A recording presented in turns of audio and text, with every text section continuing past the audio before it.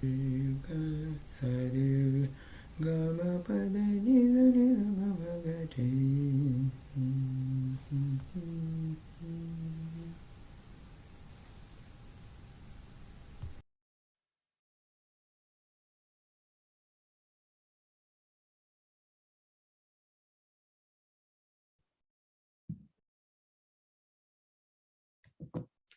Namaste, everyone. Oh, I have a bit of a sore throat today. Sorry about that. Thank you for joining us for another session of Yoga Insights. I'm Sophie French, and welcome to this lovely evening. So last week we had a music session, and today's session is also about music. It's about Nada Yoga. And today's session will be hosted by yoga teacher and singer, composer, and musician Rajesh David G. He has trained at the Yoga Institute in Mumbai, and he is also a composer and singer who is trained in Indian classical music. As a professional singer, he was a graded artist for the All India Radio and Television. He is based in the UK and has been teaching in the UK and abroad for several years. So in today's session, Rajesh ji is going to talk about Nada Yoga, and Nada Yoga interprets the cosmos through the medium of sound.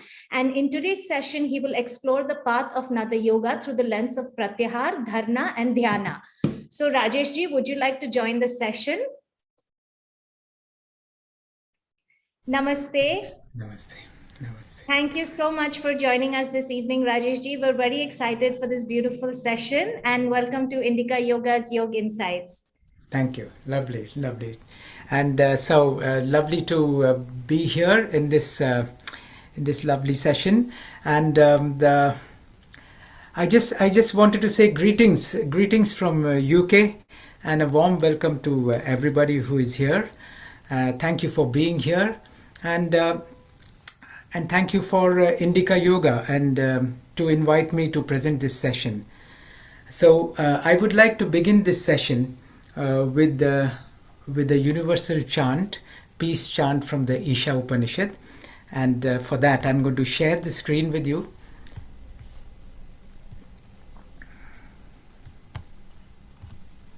And so I would like to sing this, and please feel free to join me in this chant.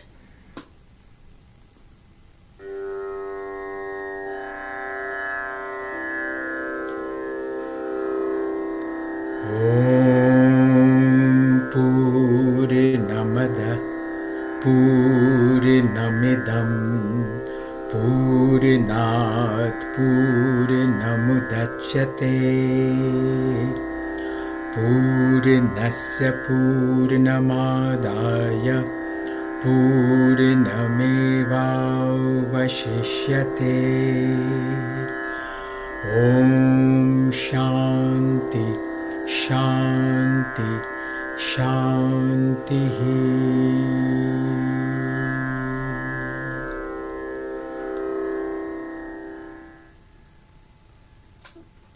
So Om, peace, peace, peace. So today our session is on Nada Yoga, and what we would like to do in this session is work with sound. So I'm going to present this session as a bit of a talk come demonstration. So we will do a bit of practices of the Nada Yoga techniques. So we are going to work with sound, we are going to reflect on sound, reflect on the idea, the concept of Nada. And really what I would like to do is explore Nada Yoga and look at Nada Yoga through the lens of Pratyahara, Dharana and Dhyana. Really, I would like to see this whole Nada Yoga through the lens of the eightfold path of yoga. But specifically, I would like to really concentrate on Pratyahara, Dharana and Dhyana, and how Nada Yoga fits so beautifully into this eightfold path of yoga. So, coming to the word Nada, this word Nada appears, really it comes from the Upanishads, and also it is appearing in several yogic texts, and of course in the Indian classical music. And every time the word Nada is mentioned, it is always associated with subtle sound. Now, the emphasis is on the word subtle, which means that this is not just about the sound that we can hear, because obviously the sound we hear is far too limited. In fact, our hearing capacity is just between 20 hertz and 20,000 hertz, so which is rather very limited. And that too, we hear that when we are young. So as we are growing old, that too is becoming lesser and lesser. So obviously we are thinking of sound which is far more expansive, which is wider in context and in understanding. And therefore the word nada, now I like this I like the how the Indian music, classical music, defines this. And they say that nada is the very essence of the vibrations of the sounds of music. And the two words here, vibration and sounds of music, music and vibration coming together and saying something about nada, is what opens up the subject from ordinary physical sound to something that is far deeper.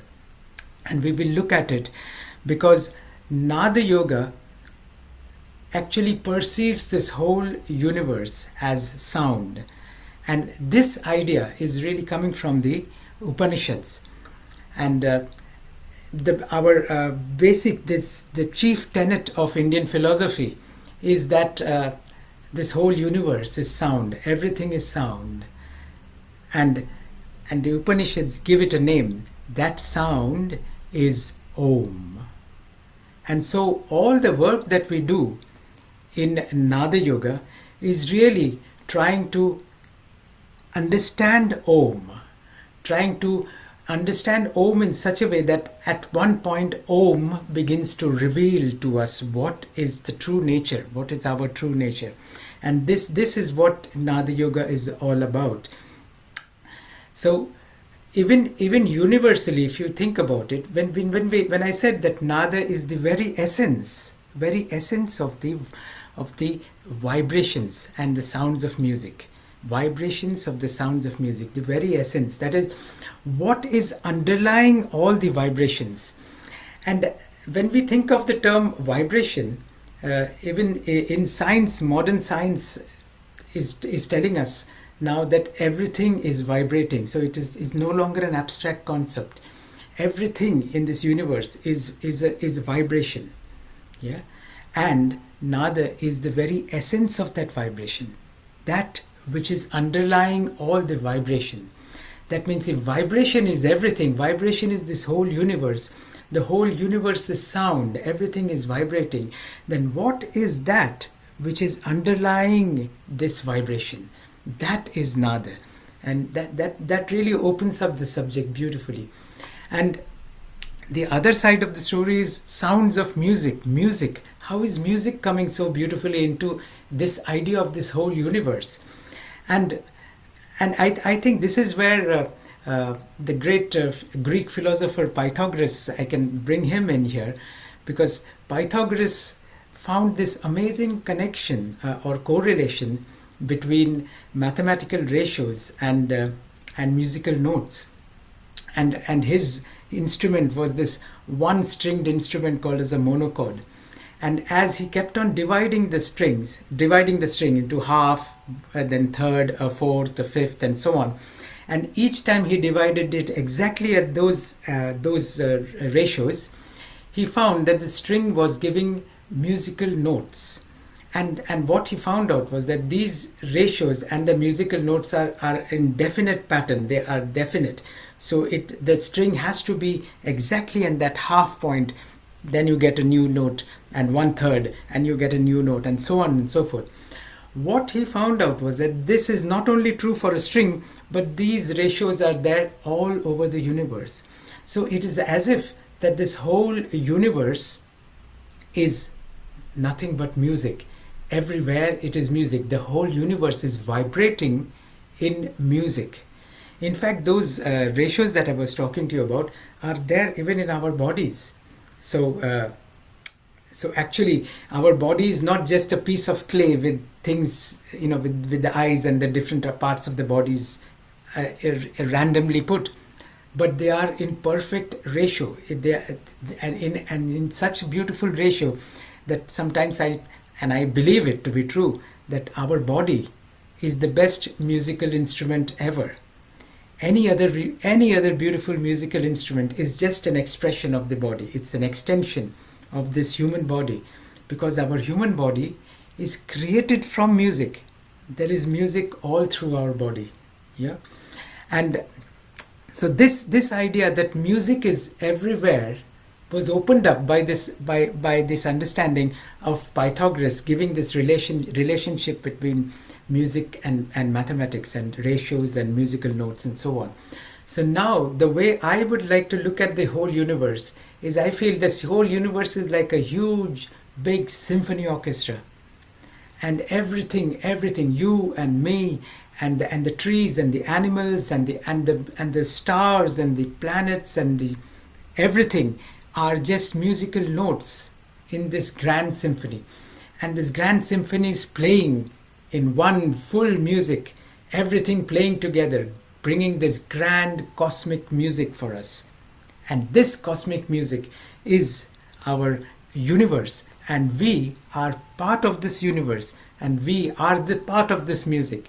And this is how our Upanishad says that this whole world is sound, this whole world is music, and this music, this sound is Om. And this is where Nada Yoga really opens up for us, because Nada Yoga now, all the work that we do in Nada Yoga is trying to understand and reach out to that Om, try to understand what this Om is all about.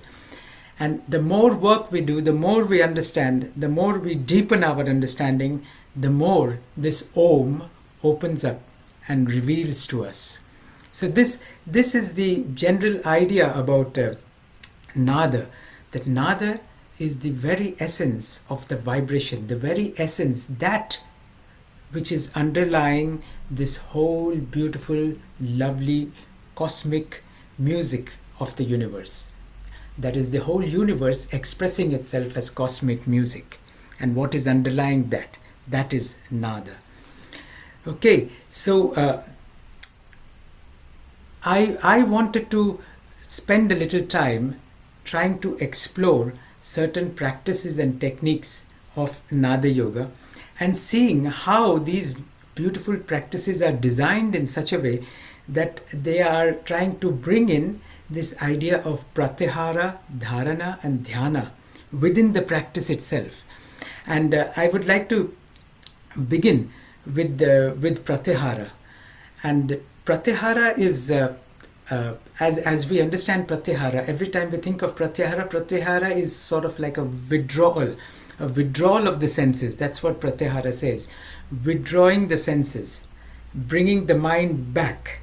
And this idea of withdrawal, I believe that Pratyahara is really some sort of a masterstroke by Patanjali, because it is so important for us to understand Pratyahara, because unless Pratyahara doesn't happen, we are stuck in our egoic self. And therefore Pratyahara is the finest stage in the Eightfold Path of Yoga, because it really changes everything. Once we understand and are in Pratyahara, then coming out of Pratyahara into a deeper state, there is a complete transformation. And Pratyahara is the most important step, I believe, in the Eightfold Path of Yoga. In fact, Pratyahara is true for any spiritual path. Any spiritual path will always have this idea of Pratyahara. And so once again, coming back to Pratyahara, Pratyahara means withdrawing our senses. What really we are withdrawing is not just the senses, but withdrawing the mind. Because the senses, the sense organs, the brain, the sense organs, everything, they are just organs of the mind. They are organs of the mind. So when the mind is withdrawing, the other organs, the sense organs, automatically withdraw and they follow the mind. And where does the mind go? The mind goes back into its own true nature. This idea of the mind that is the mind which was constantly being distracted and going outward through the agency of the organs, the sense organs, constantly going out. And every time the mind was going away, out, and getting attracted and attached to various external objects and thoughts and so on, it was scattered. And Pratyahara is where we are bringing that mind back into its own true nature. And once we bring the mind back, that means all the attention that has gone away and out is now we are collecting it and gathering it and bringing it back. And this gathering and bringing it back into its own true nature, the mind in its own true nature, this is Pratyahara. And in terms of the mind coming back, how we look at it is mind coming back into the heart. The heart, the mind is in the heart, getting all the attention and bringing it back in the heart. This is Pratyahara. Now, how does this work with Nada Yoga? Nada Yoga, the practices are designed in such a way, because we are going to use our vocal. I'm going to show you a practice just now where we can all do this practice together. We're going to use our vocal sound, our own vocal sound, our singing voice or our vocal voice. And the resonance of this vocal energizes this whole practice and really calms the mind, brings the mind back into its own nature. And so for that, let us do this practice together. And I'm going to share the screen. We're going to do this practice, a simple practice, and it is a rather simple practice. So for many persons, and I believe that most of us are at the moment in India, and I'm of course in UK, but you will understand this practice because I'm going to use the Indian musical notes to develop this practice, and it is a simple practice. Let me share the screen first. Yeah. Yes. And in this practice, what I'm going to do is we are going to use the chakras. So the chakras are going to be our paradigm for developing this practice. So we have got the chakras, and we have got the musical notes. So I'm assuming that everybody is aware of the chakras and the locations of the chakras. So the Muladhara, Swadhisthana, Manipur, Anahat, Vishuddhi, Agya, and then this Bindu, this is the point which I would like to focus on. This Bindu is a point which is on the top back of the head over here. It's a soft spot here, especially for Indian the Pandits and Brahmins. If you notice, they have a tuft of hair, and that is the place which we would like to focus on, and that is Bindu. And then of course the crown of the head is Sahasrara. So the practice is very simple. The practice is just singing the notes and focusing on the chakra locations. And please remember that this is just a practice, and we are using the chakra as a paradigm, as a way of focusing within, focusing in the body, bringing the mind back into its own true nature. This is a way of doing it, and this is not the only way, but one of the ways of doing it, and this is a practice. So having understood that the various chakras and its locations at the front of the body and on the spine, along the spine, having understood this, let's develop this practice. And if you can see this chart over here, and the first two columns is the music notes. Now normally when I teach this in UK and in the West, I normally start with saying do re mi fa sol la ti do, and then bring the connection of do re mi fa sol la ti do with the Indian musical notes of sa re ga ma pa dha ni sa. But I think for people in India, sa re ga ma pa dha ni sa is easily understood. So I'm going to put the Tanpura sound, and I hope you can listen to the Tanpura sound. And I'm just going to demonstrate this practice, and the practice is simple. For each musical note, a chakra location. So as you're singing the this musical notes, you're focusing on the chakra locations. So Sa for Muladhar, Re for Swadhisthana, Ga for Manipur, Ma for Anahat, Pa for Vishuddhi, Dha for Ajna, Ni for Bindu, and Sa Sahasrar. Okay, so you got 8, the whole octave, and you've got the 8 locations where you can focus. So it's an easy practice. Octave and so you've got octave on one side, and you've got the chakra location on the other side, and all you're doing is bringing them together. Okay, one for one. And then we will go to the bija mantras and chant it. So let's see how this works. So please do follow me as you are doing this, as we do this practice. So tuning your voice, sa sa, and I'm going to use the Bhairav scale.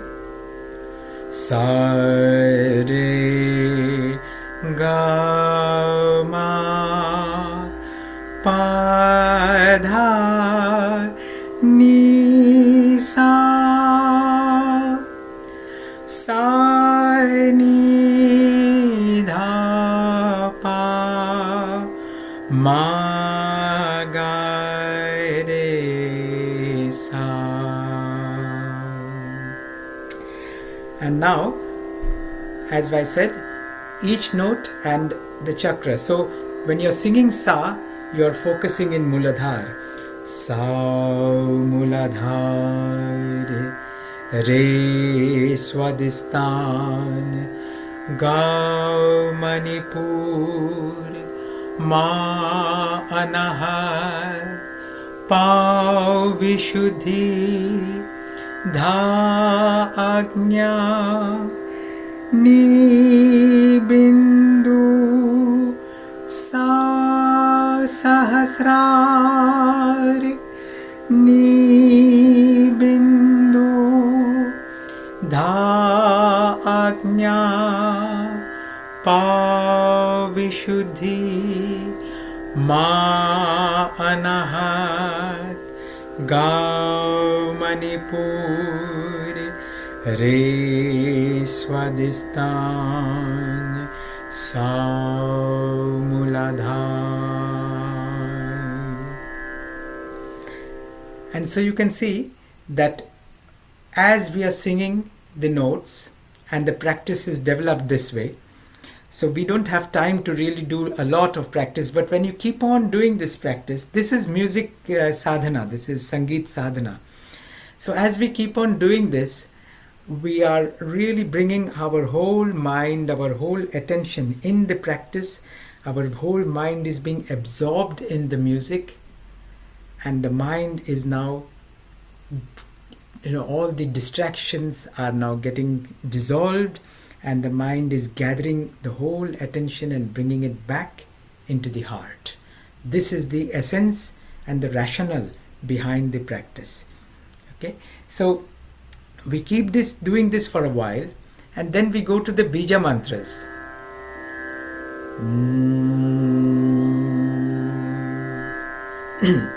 And so the bija mantras, instead of Sa, you're going to say Lam. Lam Vam Ram Yam Hum Om Om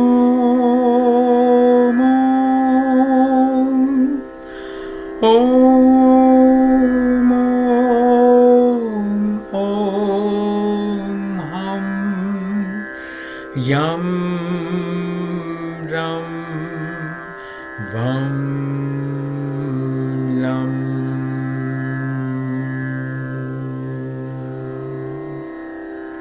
So keep chanting these mantras, the bija mantras, the seed mantras, and as we chant them, we are focusing on the chakra locations, either in the front or on the spine. Okay, and as we develop this practice, we are slowly noticing that our attention is now being drawn into the heart and the whole mind is absorbed in the practice. This is the understanding. So you can do it one more time with me. And also notice that each mantra is ending with a sound, as in Om. Om. That sound. That sound, that it's called as the half matra or the ardha matra. Half matra, the sound. And that sound really takes the whole mantra, the sound of the mantra, right into the nasal passage and deep within. Okay, so when we are making a sound, we are using this chest, the whole big chest area, and then we are using the mouth, the throat area, the mouth, and then the nasal passage. This is very important, and then the skull, and all these places are resonating with the sound which we make. And as we open up the sounds, there is more harmonics generated. And in that harmonics, there is this quality of the sound, the timbre of our own voice. The more harmonics we generate, the more rounded is the sound.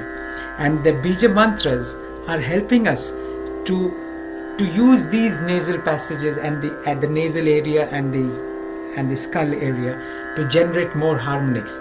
And the more rounded the sound, the more harmonics generated, it is automatically bringing the mind more in to the practice, getting more absorbed.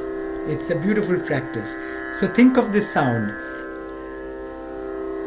Every sound ending with a So let's think of this and let's work, bringing your attention into Muladhara and starting the practice. Lam, Vam, Ram, Yam, Ham, Om,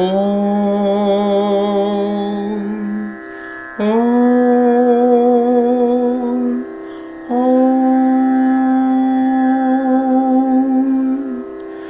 Om, Om, Ham, Yam,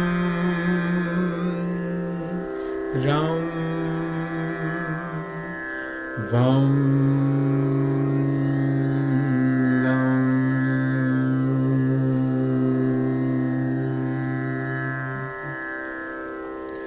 So as we develop this practice, we keep on chanting these mantras and allowing our whole mind and attention to rest in the heart. This is the way we are trying to induce Pratyahara. So, of course, we have a limited time, but this practice is done for a while. And let me say at this point that I began by saying that this is Sangeet Sadhana or music practice. Now, this practice can be done by all practitioners of music and by everybody. This is for everyone. And at whatever level you are at in your music, in your development, in music development. So at the early stages of your music practice or learning, one begins with this practice.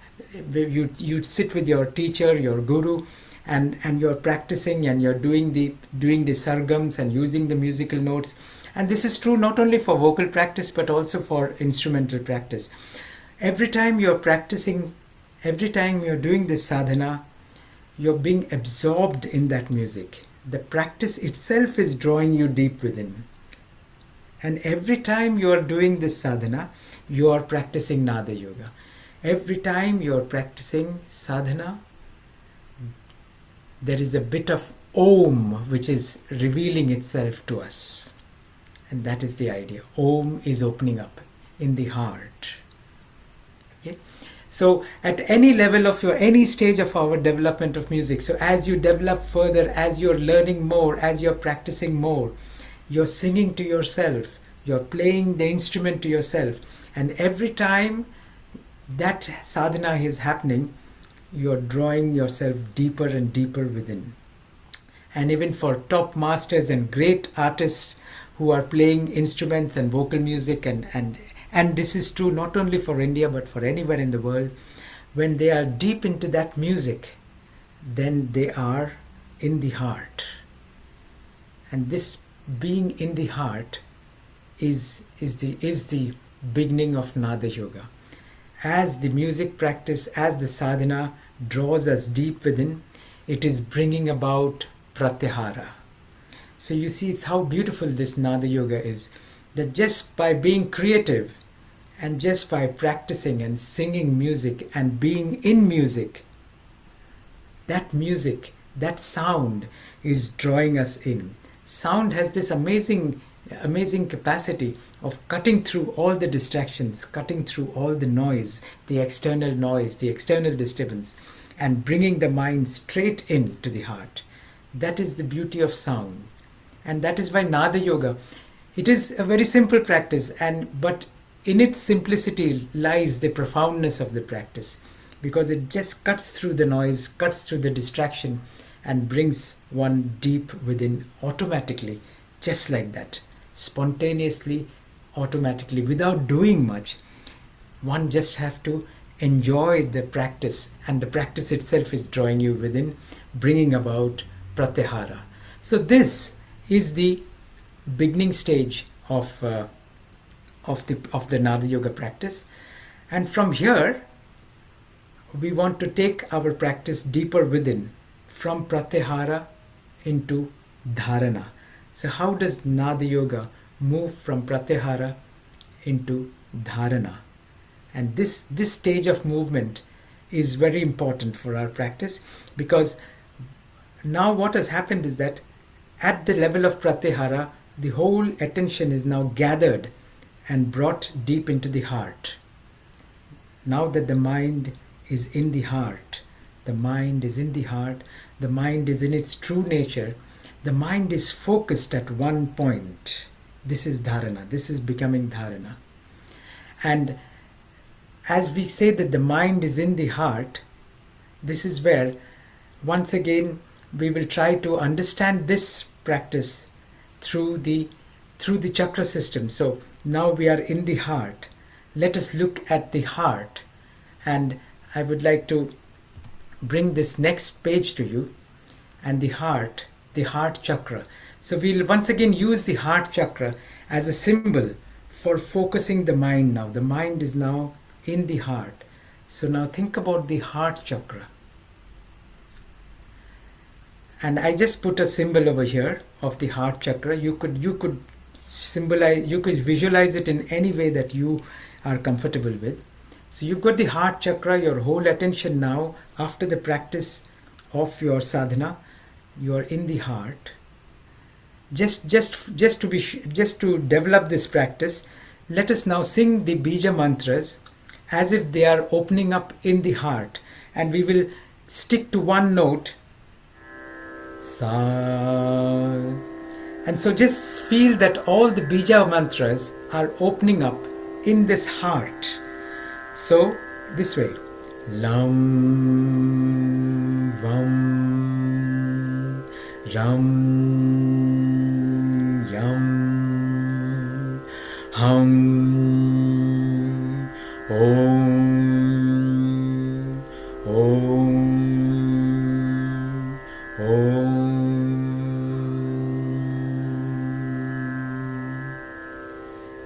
And we'll do it one more time. Feel that each chakra is opening up. Each chakra and everything, all aspects of that chakra is now opening up in the heart. Your whole attention is in the heart. This is dharana, focused, one-pointed focus, mind in the heart. Vam ram yam hum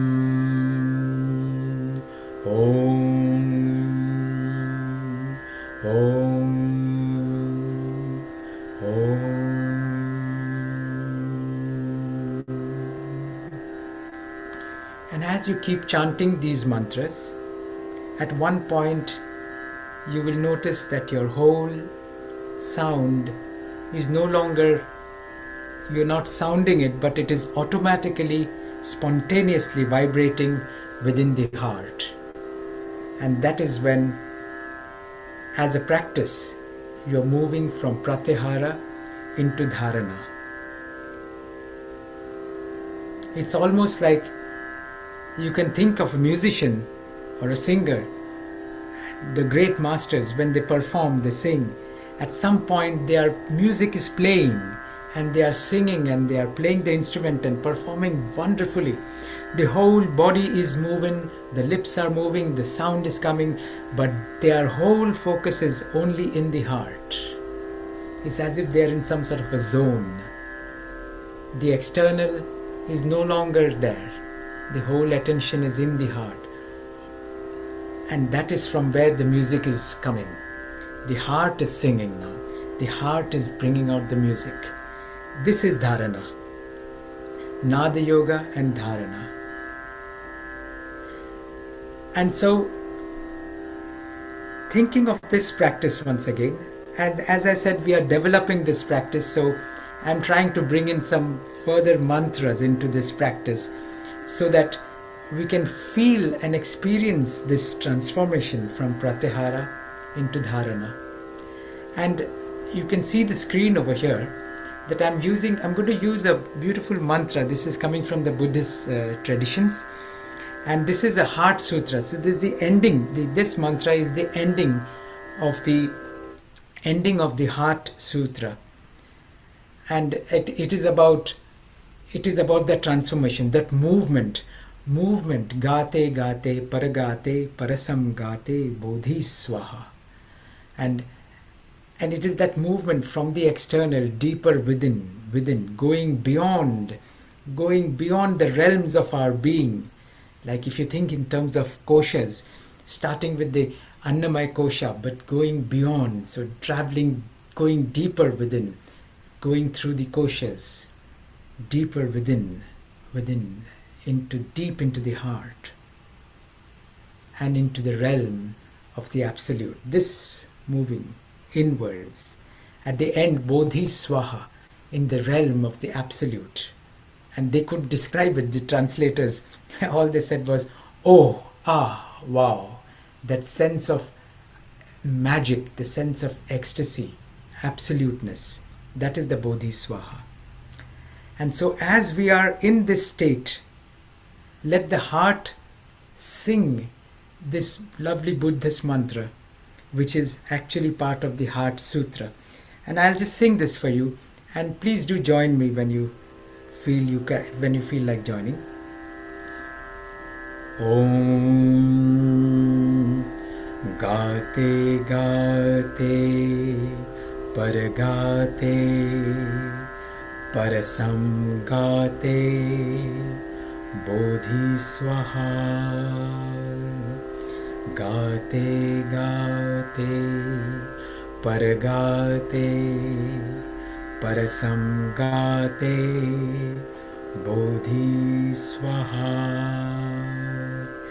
Gate Gate Paragate Parasam Gate Bodhi Swaha.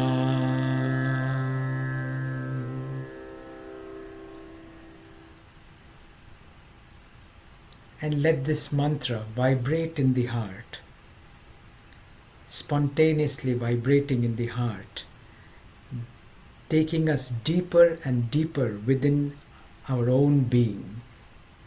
In terms of the koshas, again, going through the koshas, Annamaya, Pranamaya, Manomaya, Vijnanamaya, Anandamaya, and beyond. That movement, that transformation through the being. That's this mantra. And as we are in dharana, as the mind is focused at one point in the heart, all the attention is gathered. This also is a state of mindfulness. You have the whole mind, all the attention is now at one point over here in the heart. not scattered, not fragmented, not distracted, but completely at one point. This is dharana. And from dharana, when this state of mind in its own true nature, all the attention in the heart, when this stage is sustained for a long time, when we can keep this sustained for a long time, then we move from dharana into dhyana. So the sound, the work that we started right at the beginning with singing the sargam, the sadhana, is now bringing us into that realm of dhyana or meditation. And this happens automatically, spontaneously. And so it is said that meditation is not done. So meditation is not a doing thing. Meditation is happening. Meditation happens on its own. So it is more in the being than in the doing. So as a rule of thumb, one doesn't meditate. One doesn't do meditate, but meditation happens. This is how I understand meditation. You do not do meditation, but you just let go. Ultimately, it is the letting go. So every time the attention is moving outward, you let go and bring back the attention back in the heart. And as we keep doing this, at one point of time, this action, this sustains, and all the attention is over here. And when this sustains, this is dhyana. And like I said, you don't do it, it is happening spontaneously. At that point, there is nothing to do, there is nowhere to go, there is nothing to do. That's it. And that is dhyana. So that sound work that we did with sound, with the mantras, are now all bringing us to that stage of dhyana. And like I said before, all the work of Nada Yoga is ultimately bringing us to that state of understanding, deepening our understanding of Om. And this is where I'm going to bring in the mantra Om as a way of meditation, understanding and deepening our understanding of meditation itself. Because meditation and contemplation is like the same thing. And contemplation is nothing but being in the presence. Being in the presence of the divine. That is contemplation. And that itself is meditation. Being in the presence of that absoluteness. And that absoluteness is not something separate from us, but it is our true nature. So you're not separated anymore. So whereas in the egoic orbit, we are always in the subject-object as doing something. So subject doing something, looking at something. So we are always divided, split. But here, it is not a split anymore. That subject-object moves up, that configuration changes into pure subjectivity, where there is no split. And the whole attention is now in the heart. Okay? And I want to now really focus on and reflect on this idea of Om, which is what Nada is. The Upanishad said, Nada is all this whole universe. They called it as Om. In fact, another word beautifully associated with this is the word called Anahat Nada. Anahat Nada is unstruck sound. Sound that is unstruck, which means that means all sound is actually struck sound. That means you have to strike two things together to make a sound. Yeah, and that is true for the whole universe. Even in our philosophy, we have that it is ultimately the universe is, philosophically speaking, mythology, that it is the dance of Shiva and Shakti, the Tandava of Shiva and Shakti. So two things coming together, which creates this universe. Yeah, it's the Tandava. So it is two things coming together to make this beautiful universe. So the vibration this cosmic dance, this cosmic music, which is the universe, is coming out of two things coming together. This is what we experience. But anahat is something that is sound that is unstruck, which means that the sound was never created. And what does that mean? That the sound is always ever present. It is always there, imperishable, ever present, changeless, not created, not caused. There is no cause and effect of that, so it is beyond cause and effect. That is anahat nada. And this anahat nada is nada Brahma. Nada Brahma is that Brahma is the absolute. That absolute is the sound nada. Nada Brahma. The absolute, our pure consciousness, is sound. And another way of looking at it is this whole universe is nothing but sound. Nada Brahma. That's how it works. And this Nada Brahma, this Anahat Nada, the Upanishad says, is Om. And here I want to look at Mandukya Upanishad. We don't have much time, but I'll give a quick understanding of this. And Mandukya Upanishad is talking about Om, and its first two verses, it straight away says that everything is Om, Sarvam Omkara Eva. That is the first verse. And the second verse says, Sarvam Hyetad Brahma, Ayam Atma Brahma. The self itself is the absolute. In the first two verses, the clean sweep, it takes this whole idea that Om is this whole universe. And the absolute, Brahma, is everything. This universe, this Atman, is that Brahman. And what it further goes to say, that the sound of Om is made up of three syllables, A, U, and And all these three syllables, A, U, are nothing but an expression of our own consciousness. The consciousness of the way we feel the consciousness in our own selves, but also the consciousness of the universe. So the consciousness at the cosmic level and the consciousness at the individual level are not separate but the same. They are the same. And the first letter A or the sound of that represents the waking state consciousness. Waking state consciousness, not only our waking state consciousness, but this universe itself, the universe as it expresses itself as this form, the name, form and functionality of this whole universe, this beautiful grand universe. We in the universe as one of the names and form. This whole structure is the waking state consciousness. This is represented as A. And then next we go to the sound of U. And this U is the dream state consciousness. And dream state, once again, not only of the individual but of the cosmos, coming together as one. U is the dream state consciousness. And dream means not only the dream that we experience when we go to sleep, but all the mental activities, the actions of the mind, the thinking, the imagination, the workings of the mind, at the level of the mind, all that is represented by this letter U or the sound of U. A waking state, U dream state, and the third sound M or the sound, and that is the deep sleep state consciousness, and that is where everything goes into a seed state.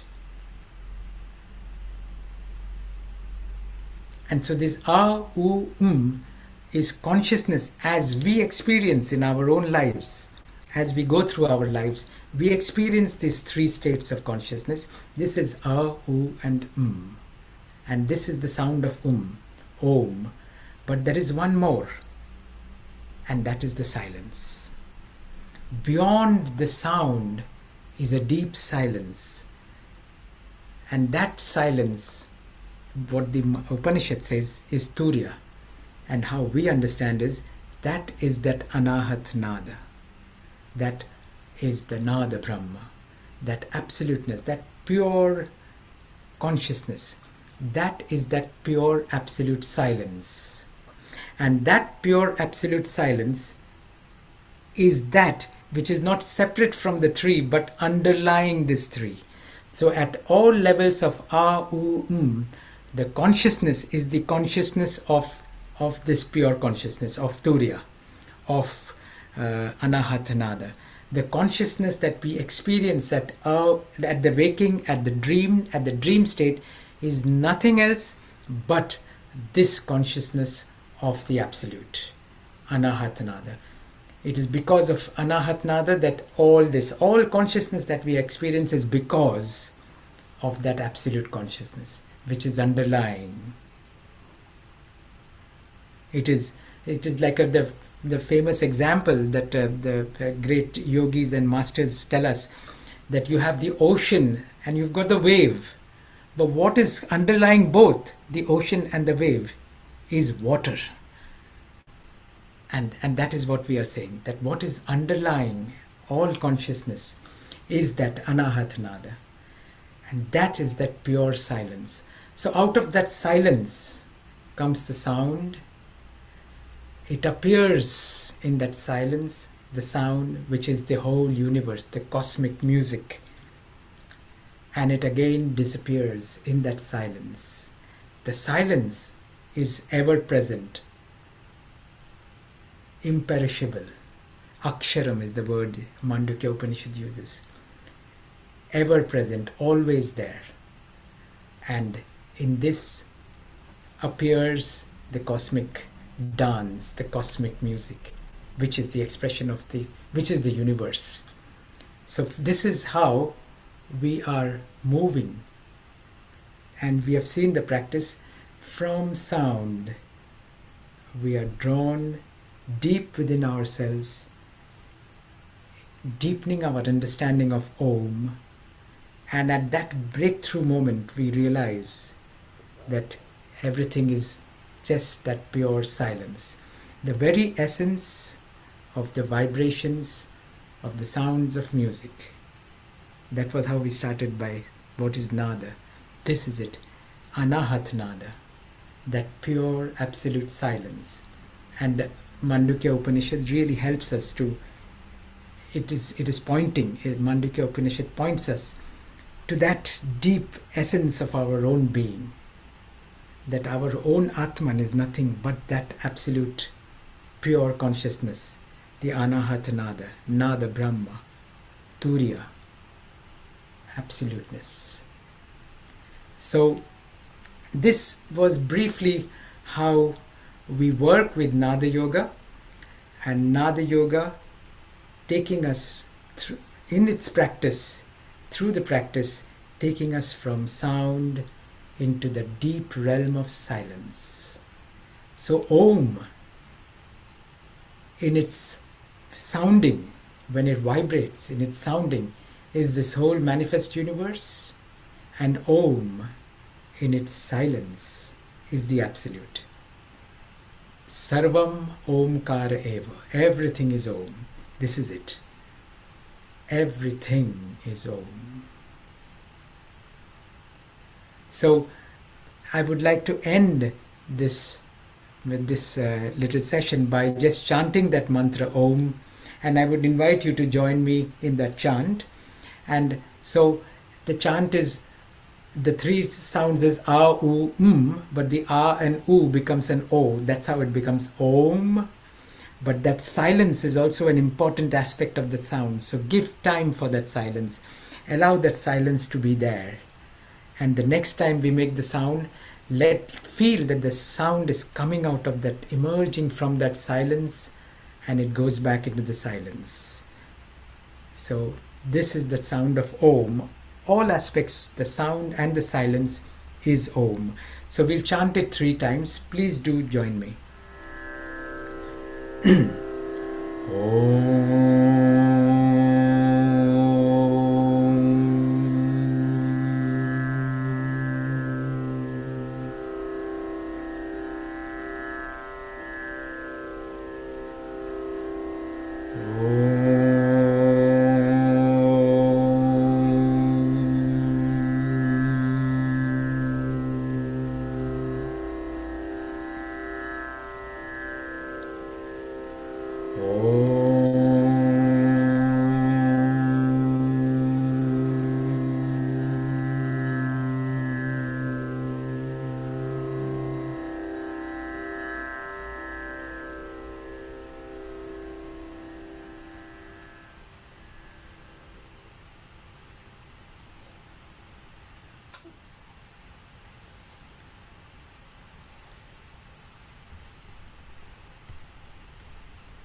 So that brings me to the end of this talk, and I hand you over back to Sophia French. Namaste. Thank you so much. That was so beautiful. Thank you. Before we continue, I'm sorry about the sound. If you all can hear any noise in my background, there's a procession happening for Ganesh Oh, Chaturthi. Ganesh Chaturthi. Oh, Yeah, that is part of the. Don't worry, that is part of Nada. yeah, I don't think so. This seems like very filmy music, but Oh, it's not the same, I guess, as spiritual music. but fortunately, I didn't hear anything. So lucky. Yeah, no Yeah, problem. I'm not so fortunate. I have to go through this for the next 7 days now. Yes, It's yes, very loud, but it's okay. It's a celebration. yes. It's So, part of celebrations. Yes, I think we have some questions. yes, please. Navji has asked 3 questions. Is Okay. there any specific reason for choosing Bhairav, or can we choose any raga? Yeah. Can I see the questions myself? Sure, Yes. please do. Yes, Navneet. Yes, thank you for the question, Navneet.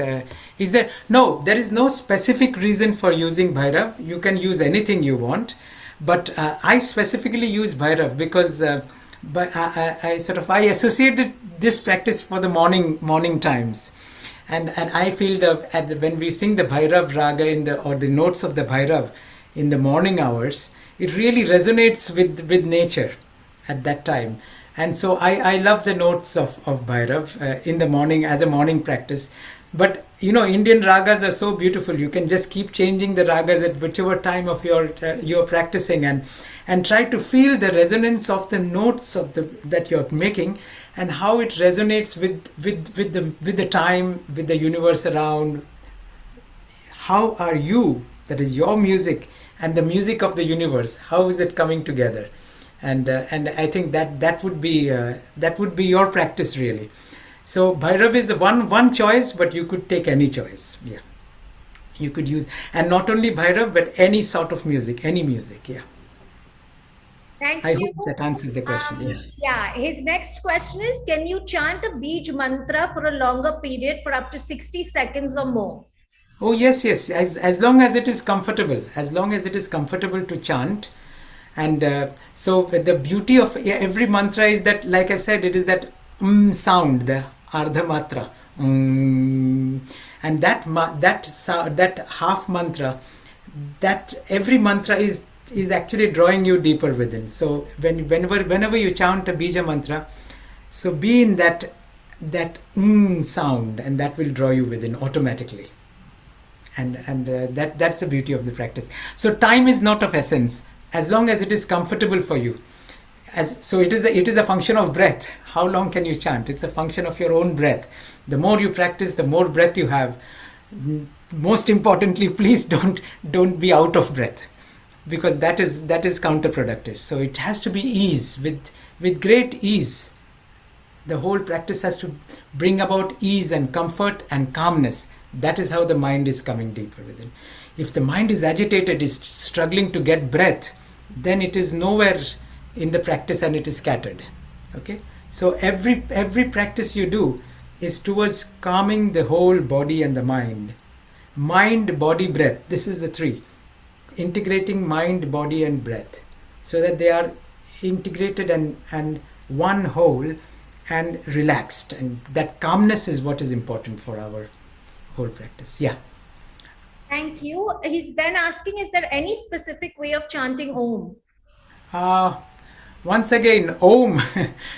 No, yes, of course, there is a way of chanting Om.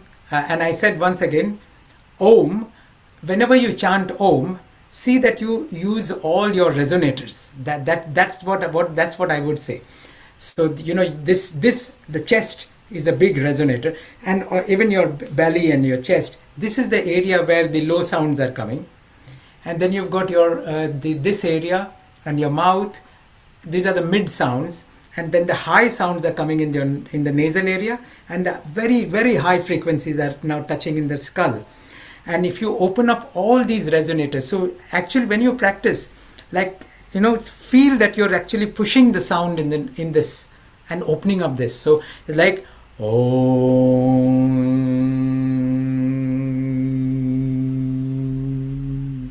In fact, one technique is We have spelling of Om. This is just as a spelling. You have O and M. Now think of the spelling as O, N, G, M.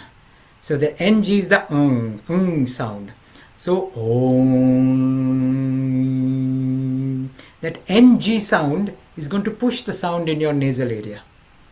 And as this vibrates, you will find more harmonics and the sound becoming more rounded.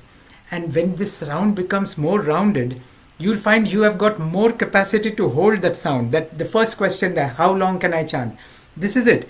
As you have your resonators open, you can sustain that sound longer automatically. And so that is one way of chanting.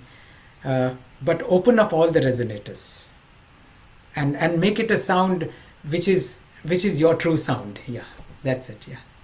Thank you so much. Then Raghavan ji is asking, how should one understand the noise that disturbs us? Noise that disturbs us is anything that disturbs us is when the mind is rushing towards that. That is disturbance. If the mind doesn't rush to anything, that is not disturbance. So it is not the external sound that is the disturbance. It's not the sound that is the disturbance, but what is the position of the mind? Is the mind rushing out to hold that? This is disturbance. This is distraction. When the mind is in here, in the heart, at that time there is no distraction. The whole world can make as much noise as possible. Anything can happen, but if the mind is here, mindfulness, full mind, at that time nothing is disturbing. And so the disturbance is really the state of the mind and not the external disturbance. External is not the disturbance. If the mind is rushing towards that, that is disturbance. So all our practice is trying to bring that mind back, controlling the mind, bringing it back in here. That is the main essence of disturbance. Don't blame the outside. Try to control the mind. That's how it is. Thank you. He said thank you also. And Raghavanji has another comment. He said, well explained, your session and the music of the world, we need to synchronize, and he's really feeling the peace.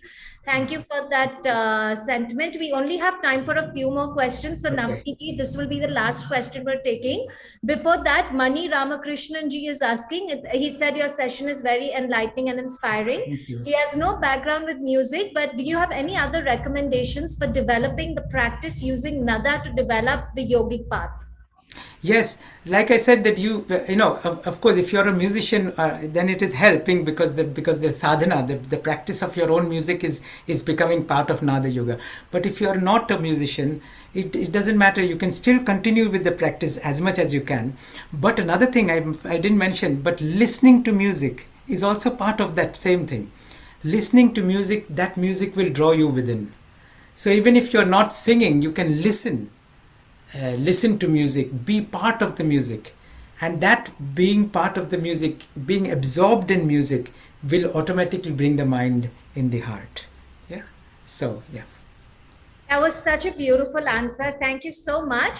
And our last question is, Navni ji is asking, should we follow any ratio between O and humming towards the end, or whatever comes at the moment of chanting Om? Whatever comes at the moment. I mean, you can develop a practice by having a bigger O and a Om. So you have a long O and a short or you have a short O and a long Yeah, one can think about that. In fact, when you're doing the practice as we did in Nada Yoga, if you're taking the chakras as your paradigm, then you can think of O starting from Muladhara. You can start of O up to here, up to the heart, and from the heart right up to the chakra. You can develop that. Okay, and if that helpful, sometimes if you take a long sound, that is also helpful. So just start with O, and by the time you reach Manipur, you start your so you get a long and that long is a beautiful way of drawing us within. So no, it depends on individual how you enjoy it. You can have short, long O's and ums, but make it enjoyable. Most important, you got to enjoy it and have fun with it. That joy, don't miss out on the joy. That's so well said. Thank you so much. In yogic and spiritual practices, that is the whole point of practicing them. Yes. They're supposed to bring us joy. Yes. Thank you so much for that beautiful session. Thank you. Just Thank a you. few announcements before we end this session is we have a lot of interesting courses coming up in Indica Yoga, the Yoga Foundation course. We also have our first retreat in Goa, Darshana Experience the Self retreat from the 12th to the 18th of November. Details for all of this is on the Indica Yoga website. So please visit the website and register. And also, if you want to come back and watch this lovely session that Rajesh ji hosted today, all of our sessions are recorded, and this great session is going to be available on the Indica Yoga YouTube channel and our website. So you can always visit it and you can share all the lovely things that Rajesh ji shared with us today with all of our friends. Before we leave, is there any message you'd like to give our participants, Rajesh ji? No, I come back to that one thing. Enjoy your practice. Enjoy the sadhana. And that joy, it never allow the sadhana to be a burden for you, or every time you sit for the practice, let that be joy. And that joy will bring us in the heart. That's just so beautiful. And if I can just say, it really shows like your laughter and your joy really comes through your music and your session. This was just such an endearing Thank session. you. Thank you so much. Thank you so much. And I also hope all of our participants enjoyed it as much as we did. And thank you for being a part of Indica Yoga. And we hope to see you again soon. Thank you, everybody. Thank Thank you you, so everybody. much. Thank And you. Thank you everyone so else, much. I'll see you next week for our next Yoga Insight session. We're doing a book and an author next week, a very good philosophy teacher called Harsha based in Rishikesh. So please do join us for that. Before we leave, Navni ji is just saying thank you so much for all those answers you gave his Thank questions. you. Thank you so much, everyone. I'll see you next week for another session of Yoga Insights. Namaste. Bye bye. Namaste. Namaste.